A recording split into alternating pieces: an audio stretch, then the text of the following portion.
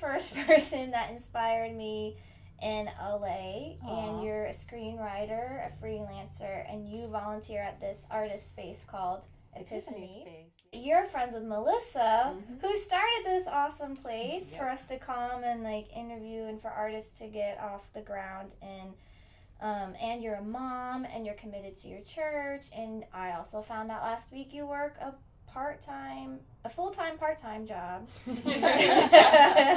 What was the moment or the thing that shifted you from it being a vision to actually like, I'm gonna do this? There's been a whole journey of surrender in the midst of this journey of giving birth. So my analogy of Epiphany has a lot to do with birth and like allowing it to cultivate and the promises of God being there, but not really being able to see them, and those moments of being really uncomfortable.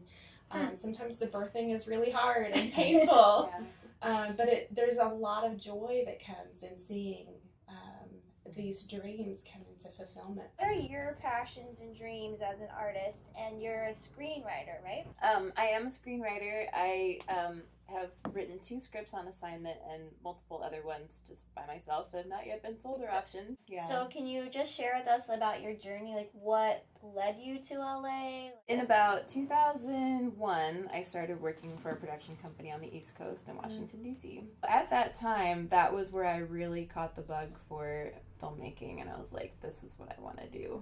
So I had always wanted to freelance. I'd always wanted to work for myself. I was like, okay, this is the next step. I'm just gonna like quit here and start working on my own, see if I can just drum up enough business to keep myself alive, and we'll go from there. I sold everything that I owned. I didn't have really anything except what fit in my car.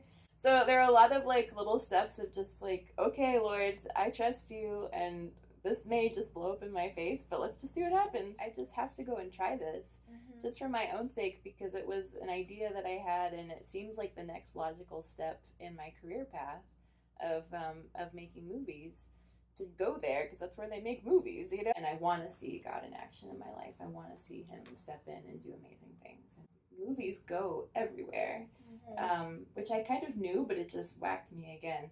And it wasn't that I wanted to go everywhere, but I wanted to be influencing the people who were going to be going everywhere. And I wanted to just be around them and in the middle of their journey.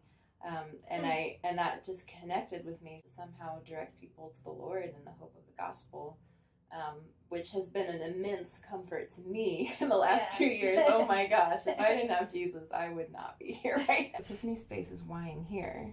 You know, so it's never been a temptation of like, I need to lessen my commitment there so that I can do more work. It's just like, if I'm not here, then I don't need to be in LA, really. It's almost that strong. We are incredibly fearful, you know, as creative people. It's like, it's so incredibly vulnerable to just do what you really want, you know, and it's like we need permission sometimes. So it's really helpful, I think, as creatives to come alongside each other and just encourage one another. If I just create fearlessly, you know, and just as genuinely as I can, chances are it will be better than I would have hoped otherwise, you know.